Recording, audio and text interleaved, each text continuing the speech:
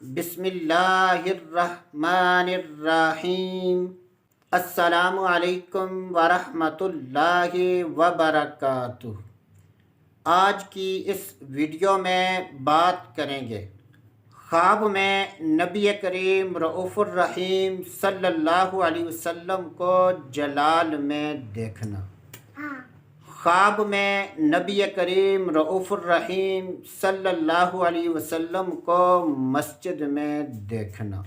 خواب میں نبی کریم رؤوف الرحیم صلی اللہ علیہ وسلم کو پکارنا۔ خواب میں نبی کریم رؤوف الرحیم صلی اللہ علیہ وسلم کو کچھ کھاتے دیکھنا۔ خواب میں نبی کریم صلی اللہ علیہ وسلم کو غمگین یا بیمار دیکھنا۔ ان تمام خوابوں کی تعبیریں جاننا چاہتے ہیں تو ہماری اس ویڈیو کو آخر تک ضرور دیکھیں۔ جب بھی خوابوں کی تعبیر بیان کی جائے اور اس میں مرد و عورت میں سے کسی کا ذکر نہ ہو تو اس سے مراد مرد و عورت دونوں ہیں۔ اللہ عز و جل سے دعا ہے کہ اللہ عز و جل ہمیں بھی اپنے پیارے حبیب نبی محترم نبی آخر الزمان صلی اللہ علیہ وسلم کا دیدار نصیب فرمائے۔ حضرت سیدنا ابو ہریرہ رضی اللہ تعالی عنہ ارشاد فرماتے ہیں کہ اگر کوئی خواب میں نبی کریم رؤوف الرحیم صلی اللہ علیہ وسلم کو جلال کی حالت میں دیکھے تو یہ اس بات کی دلیل ہے کہ خواب دیکھنے والا دین کے کاموں میں سستی کرے گا۔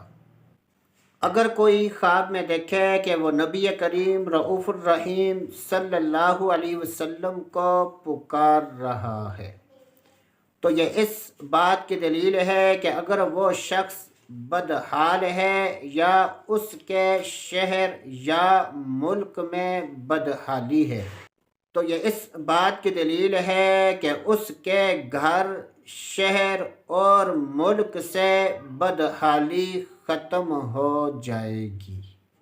اگر کوئی خواب میں نبی کریم رؤوف الرحیم صلی اللہ علیہ وسلم کو کچھ کھاتے دیکھے تو یہ اس بات کی دلیل ہے کہ خواب دیکھنے والا صدقہ اور زکوٰۃ ادا کرے گا۔ اگر کوئی خواب میں نبی کریم رؤوف الرحیم صلی اللہ علیہ وسلم کو مسجد میں دیکھے تو یہ اس بات کی دلیل ہے کہ اس کے گھر میں اللہ تبارک و تعالیٰ کی نعمتوں کی فراخی ہوگی۔